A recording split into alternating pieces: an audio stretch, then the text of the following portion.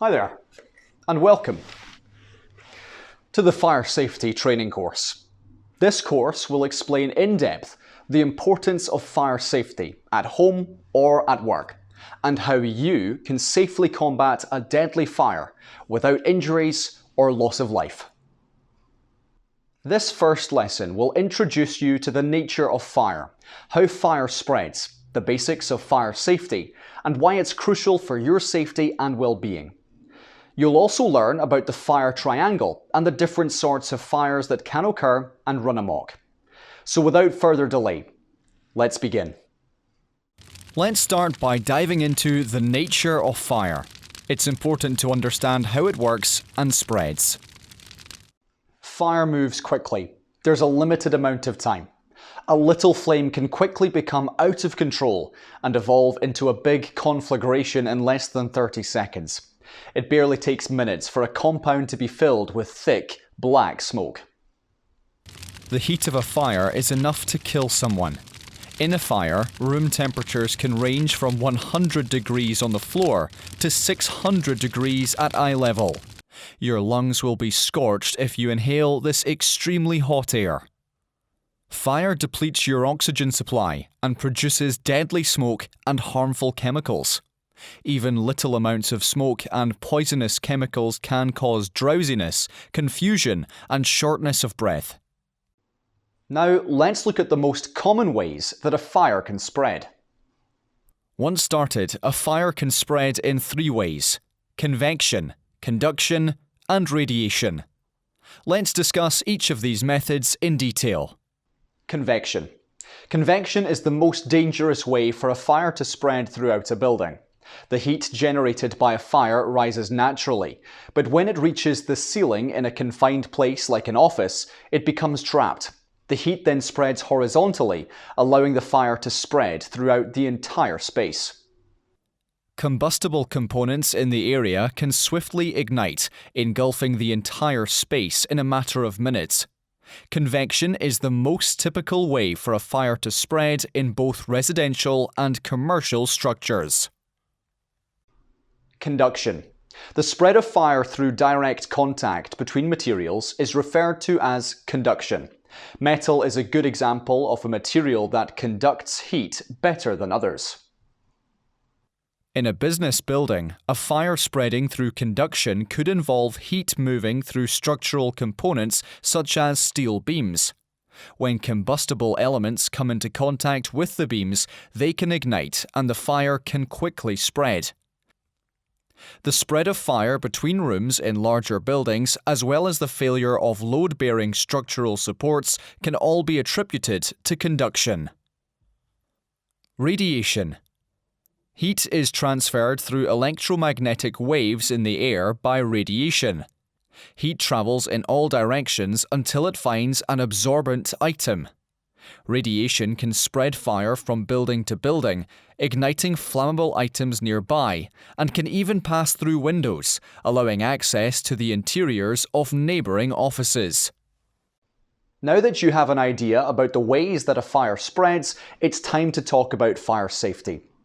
So why is fire safety important? Well, fires cause devastating and indiscriminate damage to thousands of UK businesses every year, ranging from the destruction of properties to severe bodily injuries. Other than that, there are losses for time, downtime losses, phone calls, forms, bureaucratic wrangling, insurance policies, etc. Customer goodwill. Downtime and delay of deliveries caused by fires hamper customers' trust, which leads to lower returns in the long run. Resources. Loss of valuable stock, equipment, records, data, and much more. In some cases, the losses might be irreversible. Now let's talk about the fire triangle. For a fire to start, it needs all three of the following things to be present in sufficient supply. These are fuel, a flammable chemical, be it solid, liquid, or gas.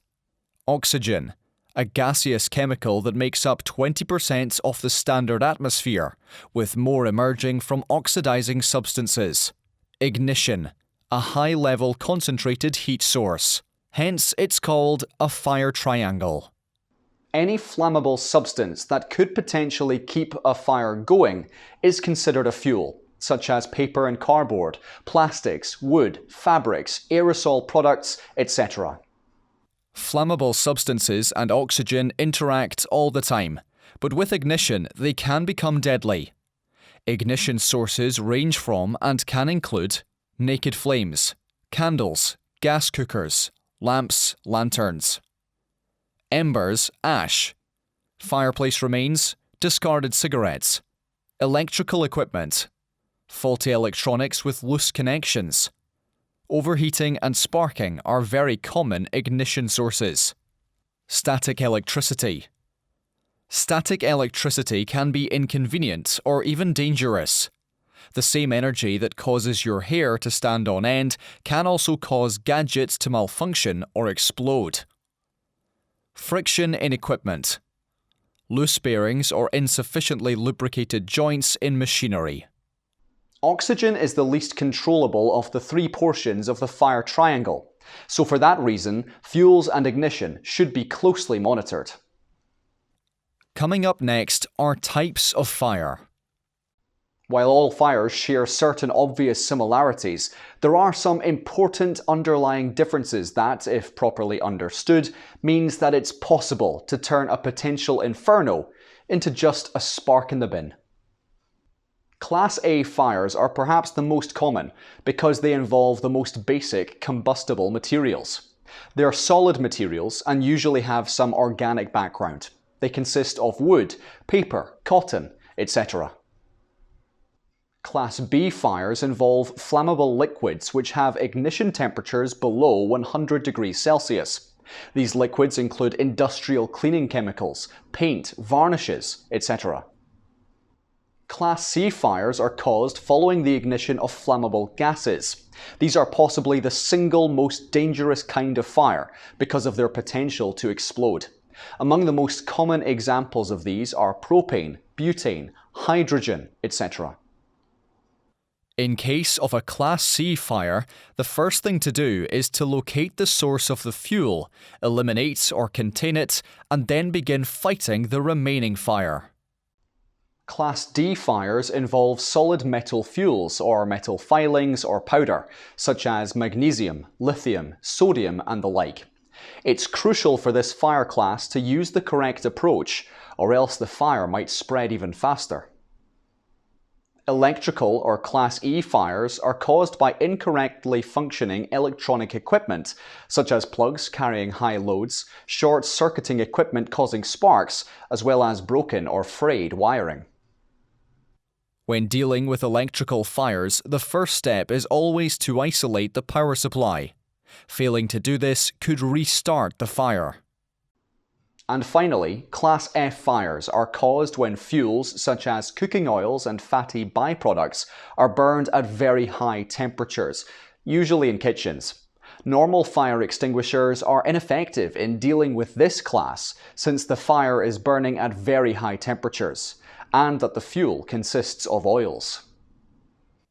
Because these fires occur mainly in frying pans or deep-fat fryers, they are often fought better with fire blankets rather than fire extinguishers. Okay, now that we know about the types of fire, let's discuss the safety measures. In England and Wales, fire safety must be dealt with by the responsible person. This person is defined as potentially being an employer, owner or manager of a location in question. This responsible person is ultimately the one who must ensure that all dwellers of that location are properly protected by risk reductions and evacuation procedures. As part of their responsibilities, the first responsible person must appoint a group of competent individuals to be the second group of responsible people, aka fire wardens. A fire warden's responsibilities are based around fire prevention and fire procedures. Thus, their responsibilities include prevention risk. Fire wardens must identify potential risks present in the work environment, and then report to the first responsible person. Prevention, routes. Fire wardens must inform everyone of the proper exits and routes to use in the event of a fire, which should be clearly accessible and clearly labelled. Prevention, readiness.